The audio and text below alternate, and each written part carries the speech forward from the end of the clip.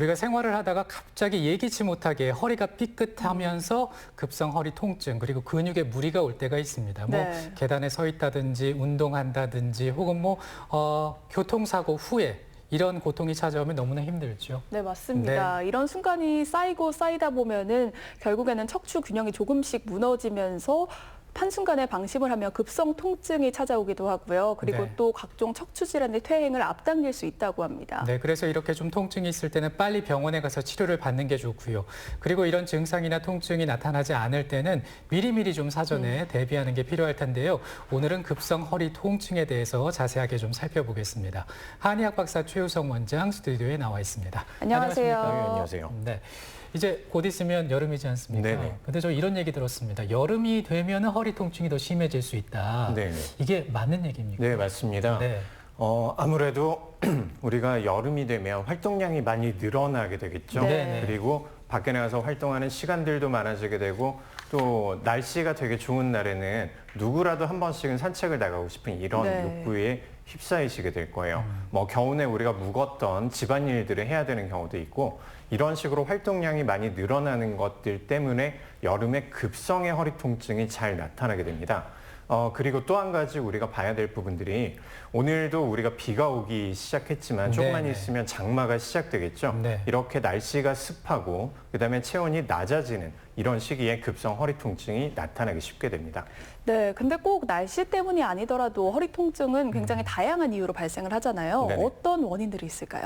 네, 저희가 환자분들을 병원에서 봤을 때 크게 두 가지의 카테고리로 분간을 할 수가 있어요. 네. 급성의 허리 통증에서 나타날 수 있는 첫 번째는 내 허리 주변에 있는 근육과 인대 그리고 힘줄 쪽에 문제가 생기는 연부 조직이라고 얘기를 합니다. 이런 연부 조직 쪽에 문제가 생기는 급성의 통증들이 있고요. 염좌라고 얘기를 할 수가 있어요. 자, 두 번째는 조금 더 심한 경우라고 보셔야 될 것 같은데 내 뼈와 뼈 사이에 안쪽에 추간판이라는 디스크라는 물질이 있습니다. 충격을 완화해주는 역할들을 하는데 염좌 상태에서 내가 적절한 처치가 가해지지 않았거나 아니면 염좌 상태에서 너무 오래 지속이 됐을 때 이럴 때 디스크에 문제가 생겨서 신경 쪽에 문제가 생기는 부분들이 있어요. 이렇게 크게 나눠서 봤을 때 염좌라고 하는 근육과 인대를 다치는 경우 그리고 디스크로 인한 신경학적인 증상이 나타나는 경우 이렇게 두 가지로 볼 수가 있습니다. 네, 사실 이 허리에 통증이 생긴다는 것은 어찌됐든 이제 운동을 통해서 근육을 좀 보완해주면 허리가 좋아진다라는 것은 저도 잘 알고 있습니다. 저도 사실 운동을 좀 꾸준히 하는데, 근데 가끔씩 좀 허리가 아플 때 네네. 이게 좀 허리가 좀 약해서 그런 건지 아니면 뭐 어떤 질환이 있는 건지 좀 헷갈릴 때가 있거든요. 네, 좋은 질문이세요. 네, 환자분들이 가장 궁금해 하시는 부분들이 일단 내가 허리가 아프면 디스크를 먼저 생각을 하시게 되는데 화면을 보면서 제가 다시 한번 설명을 좀 드릴게요. 네. 자, 지금 보시는 것처럼 아까 크게 급성의 허리 통증은 우리가 두 가지로 볼 수 있다라고 설명을 드렸었죠. 첫 번째, 근육과 인대 쪽, 허리를 싸고 있는 연부 조직 쪽에 문제가 생긴 염좌에 의한 허리 통증일 때는 일단 통증이 허리 쪽에 집중이 되는 그런 성향들이 있어요. 네. 내가 다친 근육, 다친 인대 이런 부분들의 통증이 집중이 되고요. 어떤 특정 자세를 취하거나 아니면 어떤 특정의 동작을 할 때 특정 근육과 인대가 눌리게 되기 때문에 통증이 증가하는 소견들이 보입니다. 평소 때 가만히 쉬고 있을 때는 통증이 다시 또 나아진다는 이런 특징적인 증상들이 있고요.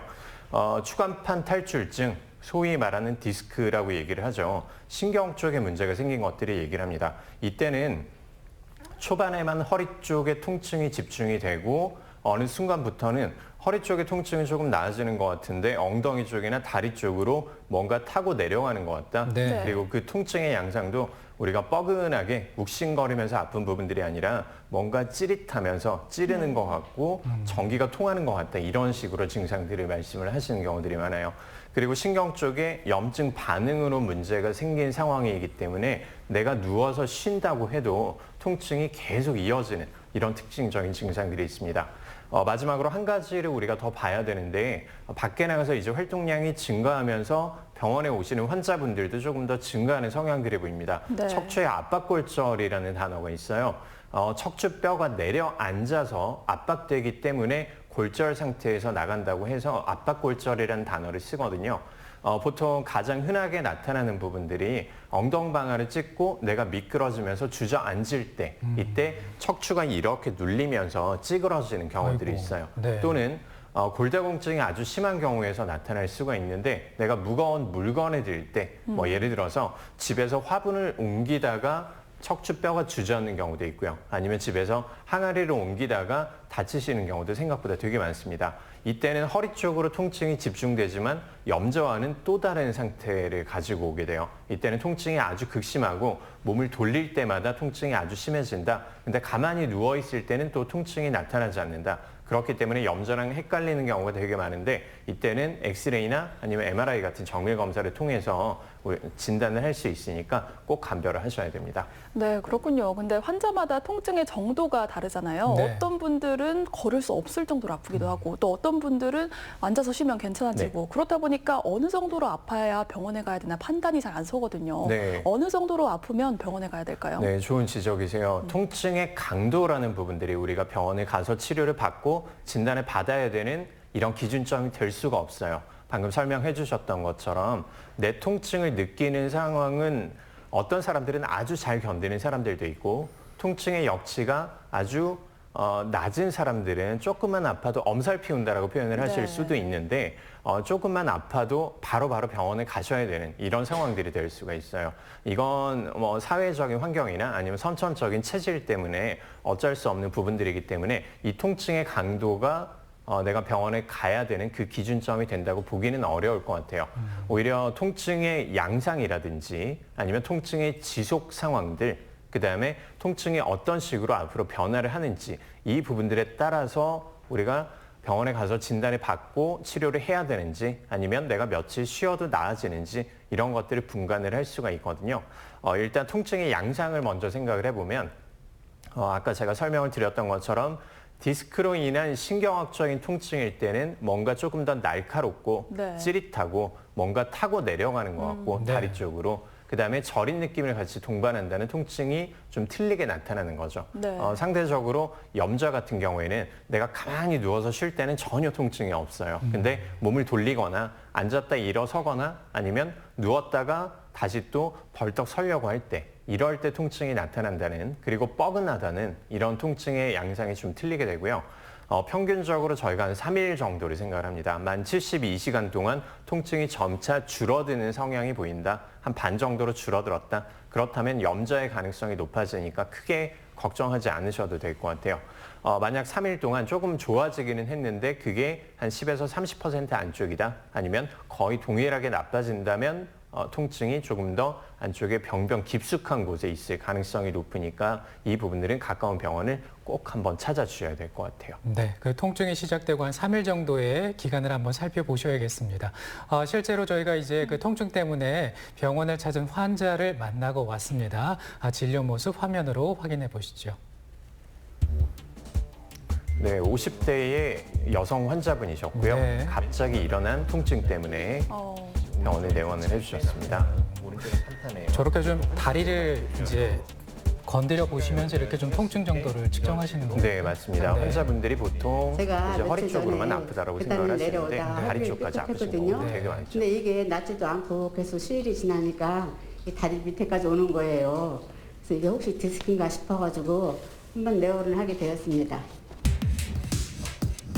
네, 이 환자분 같은 경우에도 처음에는 허리 쪽의 통증만 진행이 됐다가 점차 시간이 지나면서 신경을 누르기 때문에 다리까지 당기는 느낌들을 호소를 하셨고요. 네. 그래서 병원에 오셨던 그런 케이스였습니다.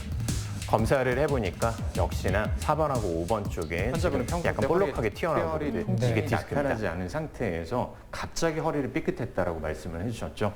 MRI를 검사를 해보니까 다행히 디스크가 아주 심하게 터지거나 이런 부분들이 보이지는 않았습니다. 근데 아무래도 연세가 좀 있으시다 보니까 디스크의 퇴행성이 한 3군데 정도에서 증상들이 나타나고 있었고요. 그리고 이번에 문제가 생겼던 부분들은 4번하고 5번 쪽에서 디스크가 갑자기 급성으로 튀어나간 부분들로 생각이 됩니다.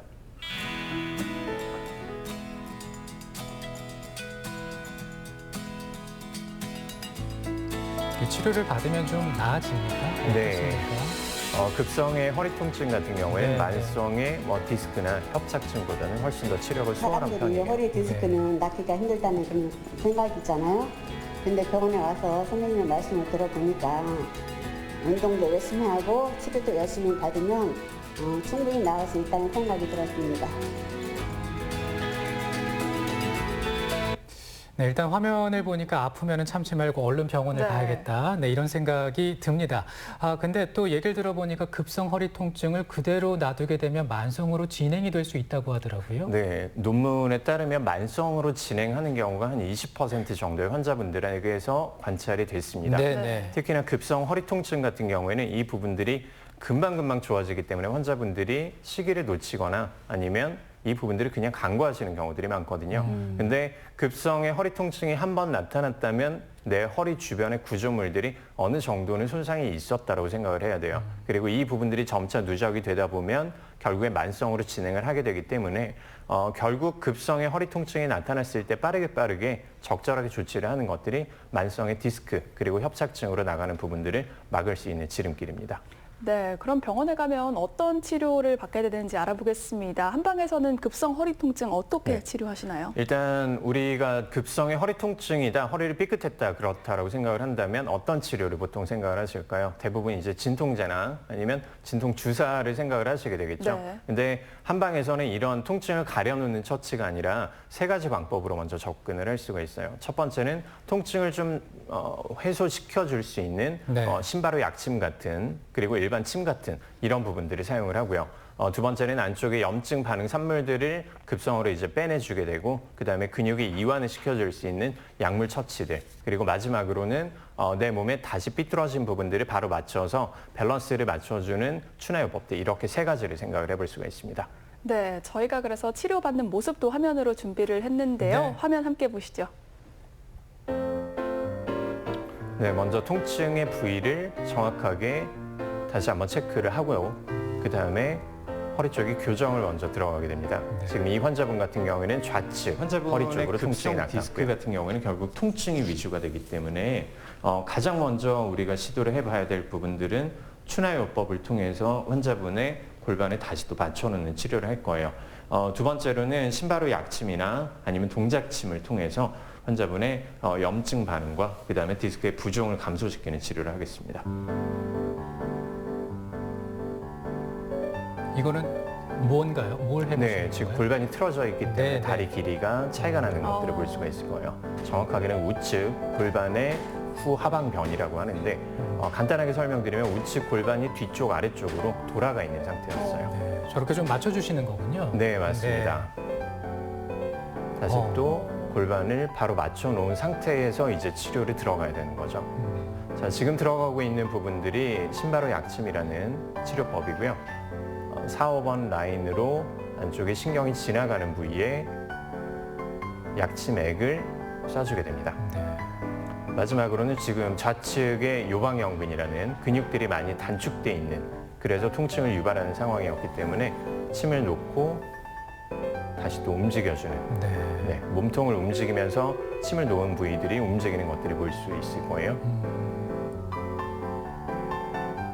별로 아프지는 않으신가 봐요. 아프지 않다고는 말씀을 못 드리겠지만 참을만 합니다. 네, 네, 네. 근데 받고 나니까 허리가 훨씬 부드럽고 통증도 훨씬 많이 줄은 것 같아요. 네, 화면을 통해서 진료하는 모습을 살펴봤는데, 근데 동작침 아까 말씀하셨는데 이것에 대해서도 좀 설명이 필요해 보입니다. 네, 방금 우리가 보셨던 것처럼 네네네. 침을 맞은 상태에서 이 부분들을 움직인다고 해서 동작침이라는 요법들을 사용을 하는 거고요. 급성의 허리 통증일 때는 우리가 통증이 아주 극심하기 때문에 이런 네. 방법들을 사용을 하게 됩니다. 화면 보면서 다시 한번 설명드릴게요. 네. 자, 지금 보시는 이 그림이 동작침의 원리를 설명한 거라고 보시면 됩니다. 네. 지금 빨간색으로 된 부분들이 통증 부위라고 보시면 되고요. 허리 쪽에 허리 주변을 싸고 있는 근육들이 많이 경직이 되게 되겠죠. 네. 통증이 나타날 때. 자, 이때 발 쪽에 2군데, 그리고 팔 쪽으로 또 2군데. 마지막으로 목 뒤쪽으로 침을 1군데, 총 5군데 침을 맞은 상태에서 자, 지금 이 모형 같은 경우에는 팔을 들고 있는 것처럼 보이는데 옆에서 우리가 부축하고 있는 상태라고 보시면 될 것 네. 같아요.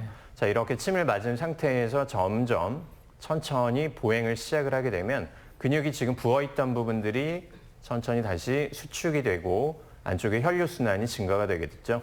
그러면 염증 반응 산물들이 빠져나가면서 통증이 줄어드는 이런 효과들을 가지고 있는 것들이 동작침입니다. 네. 자, 오늘 급성 허리 통증에 대해서 여러 가지 치료 방법 그리고 원인까지 살펴봤습니다. 오늘 고맙습니다. 감사합니다. 네, 감사합니다.